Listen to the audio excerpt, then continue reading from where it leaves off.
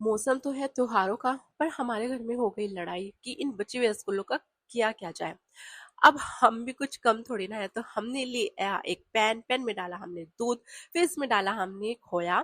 थोड़ा सा दूध को बॉईल होने दीजिए, फिर इसमें डाल दीजिए आप खोया, मिल्क पाउडर और थोड़ी सी शुगर और अपने मनपसंद के ड्राई फ्रूट्स जो भी आपको पसंद है। अब हम लेके आए सबसे महंगी चीज, जिसके बिना ना ये रेसिपी अधूरी है।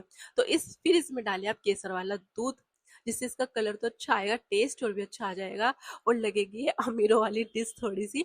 अब इसमें जो हमारे रसगुल्ले बच गए थे ना, जिनके ऊपर घमासान हो रहा था, अब उसमें वो डाल दीजिए, थोड़ी देर बॉईल होने दीजिए, तो आपकी बिल्कुल बढ़िया मलाई मार के रसमलाई तैयार हो गया।